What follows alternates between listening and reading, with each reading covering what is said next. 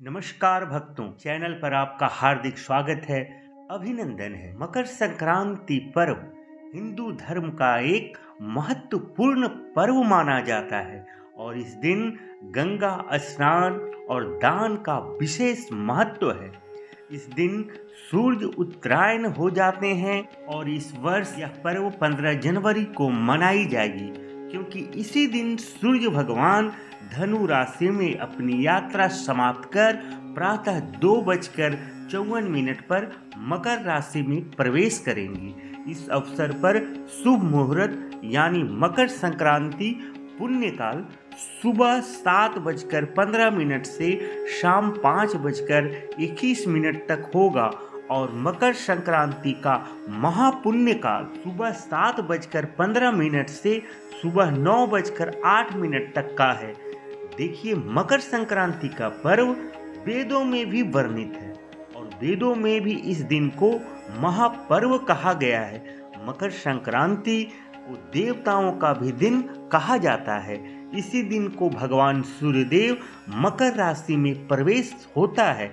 आप मकर संक्रांति के दिन को दान पुण्य की पावन तिथि भी कह सकते हैं। इस दिन भगवान सूर्यदेव उत्तरायण हो जाते हैं और धर्म शास्त्रों में उत्तरायण के समय को देवताओं का दिन और दक्षिणायन को देवताओं की रात कहा गया है। ऐसी मान्यता है कि इस दिन भगवान भास्कर अपने पुत्र शनि देव से मिलने स्वयं उनके घर जाते हैं और शनि देव मकर राशि के स्वामी हैं। भगवान सूर्य देव की आराधना से हमें कष्टों से मुक्ति मिलती है। भगवान सूर्य देव की कृपा से व्यक्ति को बल बुद्धि के साथ सुख समृद्धि एवं अच्छी सेहत प्राप्त होता है। इनकी पूजा से जीवन में अपार सफलता मिलती है। इस दिन किया गया गंगा स्नान, खिचड़ी, गर्म वस्त्र, तिल, चावल, घी, कंबल और गुड़ का दान और भगवान के दर्शन से सुख समृद्धि की प्राप्ति होती है। इसलिए मकर संक्रांति में सूर्य देव के प्रवेश के समय भगवान सूर्य देव की पूजा करना बहुत ही शुभ फलदायी होता है।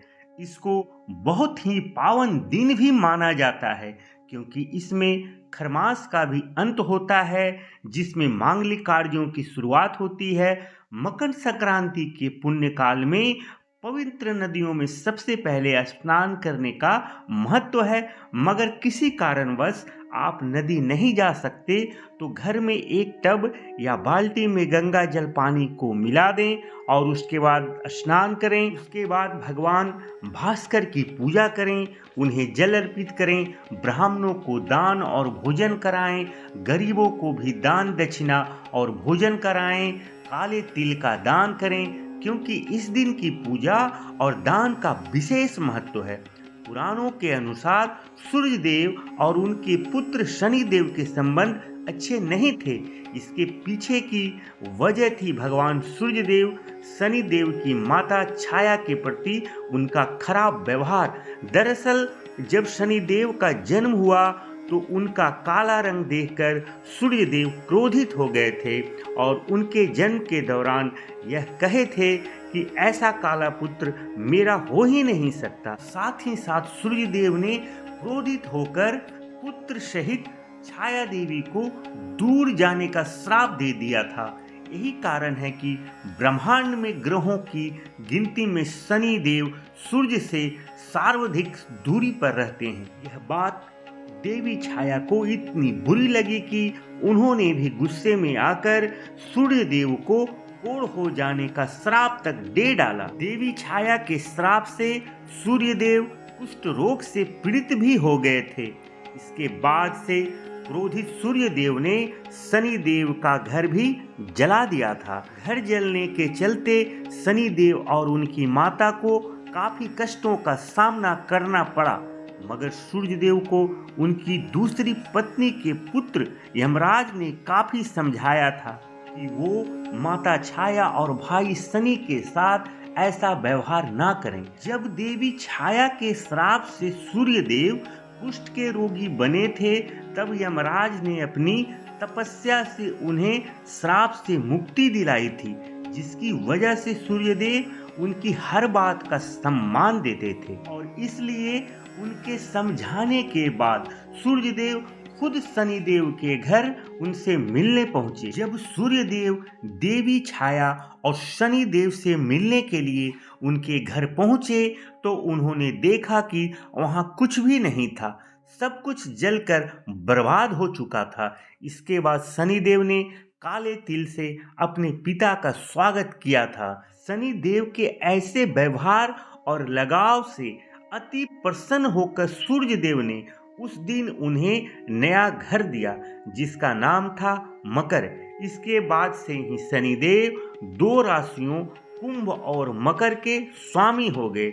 उसी दिन सूर्यदेव ने शनिदेव से यह भी कहा कि जब भी वह मकर संक्रांति के मौके पर उनके घर आएंगे तो उनका घर धन धान्य से भर जाएगा, उनके पास किसी भी वस्तु की कभी कमी नहीं रहेगी। साथ ही साथ यह भी कहा कि इस दिन जो भी लोग मकर संक्रांति के मौके पर मुझे काले तिल अर्पित करेंगे उनके जीवन में सुख समृद्धि आएंगी। इसलिए मकर संक्रांति के अवसर पर भगवान सूर्यदेव की पूजा में काले तिल का इस्तेमाल करने से व्यक्ति के घर में धन्य धान्य की कोई कभी कमी नहीं रहती है। मकर संक्रांति के दिन गंगा नदी या गंगा सागर में स्नान करने की परंपरा है। धार्मिक मान्यताओं के अनुसार मकर संक्रांति के दिन गंगा स्नान करने से 7 जन्मों के पाप भी धुल जाते हैं। इस दिन गंगा स्नान से जुड़ी बहुत ही महत्वपूर्ण और पौराणिक घटना है। मकर संक्रांति के दिन ही मां गंगा ने राजा सगर के 60,000 पुत्रों को मोक्ष प्रदान किया था। क्या थी यह घटना, तो आइए जानते हैं। मगर उससे पहले आपसे विनम्र निवेदन है, अगर आप नए हैं और अब तक आपने इस चैनल को सब्सक्राइब नहीं किया है तो कृपया चैनल को सब्सक्राइब कर लीजिए, वीडियो को लाइक कीजिए, कमेंट में जय मां गंगे लिखिए। आपका ऐसे करने का मैं सदा आपका आभारी रहूंगा। तो आइए जानते हैं इस पौराणिक कथा को। सनातन धार्मिक ग्रंथों में बताया गया है कि दैविक काल में भगवान श्री हरि का धरती पर अवतरण हुआ था। ऐसी मान्यता है कि ऋषि मुनियों के लिए गृहस्थ आश्रम या पारिवारिक जीवन वर्जित होता था, पर भगवान विष्णु जी के कहने पर कपिल मुनि के पिता गंधर्व ऋषि ने गृहस्थ जीवन में प्रवेश कर लिए। पर ऐसा करने से पहले उन्होंने भगवान विष्णु के समक्ष एक शर्त रखी थी कि ऐसे में आपको यानी भगवान श्री विष्णु जी को उनके पुत्र के रूप में जन्म लेना होगा। और भगवान विष्णु ने तुरंत उनकी शर्त को मान ली थी और कपिल मुनि का जन्म हुआ। फलतः उन्हें भगवान विष्णु जी का अवतार माना गया है। आगे चलकर कपिल मुनि जहां गंगा और सागर का मिलन हुआ यानी गंगा और सागर के मिलन स्थल पर कपिल मुनि आश्रम बनाकर तप करने लगे। उन दिनों राजा सगर की प्रसिद्धि तीनों लोकों में थी। सभी राजा सगर के परोपकार और पुण्य कर्मों की महिमा करते थे। उनकी प्रतिभा, परोपकार और पुण्य कर्मों को देखकर राजा इंद्रदेव बेहद क्रोधित और चिंतित हो उठे। स्वर्ग के राजा इंद्रलोक को लगा कि अगर राजा सगर को नहीं रोका गया तो वही आगे चलकर कहीं स्वर्ग के राजा न बन जाएं। स्वर्गलोक पर राजा सगर का आधिपत्य हो जाएगा तो मेरा क्या होगा। इन प्रकार के भय देवराज इंद्र को सताने लगी और राजा सगर को कैसे रोका जाए और कैसे उन्हें धर्म की राह से भटकाया जाए, इन प्रकार के विचार उनके मन में चलने लगे। उसी बीच राजा सगर ने अश्वमेघ यज्ञ का आयोजन किया। कहा जाता है कि राजा सगर द्वारा आयोजित यज्ञ के अश्व को राजा इंद्र ने चुराकर चुपचाप कपिल मुनि के आश्रम के समीप बांध दिया। जब राजा सगर को अश्व की चोरी होने की सूचना मिली तो उन्होंने अपने सभी पुत्रों को अश्व ढूंढने का आदेश दे दिया। जब कपिल मुनि के आश्रम के बाहर अश्व बंधा दिखा तो राजा सगर के पुत्रों ने कपिल मुनि जी पर अश्व चुराने का आरोप लगाया। यह सुन कपिल मुनि काफी क्रोधित हो उठे और उन्होंने तत्काल राजा सगर के सभी 60,000 पुत्रों को भस्म कर पाताल लोक भेज दिए। मुनि के श्राप के कारण उनकी आत्मा को भी मुक्ति प्राप्त नहीं हुई। जब राजा सगर को यह बात पता चला तो वह कपिल मुनि जी के चरणों में जाकर गिर पड़े और अपने पुत्रों को क्षमा करने की याचना करने लगी। उन्होंने कपिल मुनि के सामने खूब रोए, गिड़गिड़ाए, मगर श्राप वापस नहीं लिया जा सकता था। अतः कपिल मुनि ने उन्हें पुत्रों को मोक्ष हेतु गंगा माता को धरती पर लाने की सलाह दे दी। काफी वर्षों के बाद राजा सगर के पौत्र राजा भगीरथ कपिल मुनि से माफी मांगने एक बार फिर पहुंचे। कपिल मुनि राजा भगीरथ के व्यवहार से काफी प्रसन्न हो गए और उन्होंने कहा, गंगा जल से ही राजा सगर के 60,000 मृत पुत्रों का मोक्ष प्राप्त हो सकता है। तब राजा भगीरथ ने माता गंगा को धरती पर लाने का दृढ़ संकल्प ले लिए। राजा भगीरथ ने माता पार्वती जी की कठोर तपस्या की। राजा भगीरथ की घोर तपस्या और कठिन साधना से प्रसन्न होकर माता पार्वती जी गंगा रूप धारण कर धरती पर मकर संक्रांति के दिन अवतरित हुई और जब राजा सगर के मित्र पुत्रों को गंगा जल का स्पर्श हुआ तो उनको मोक्ष की प्राप्ति हुई।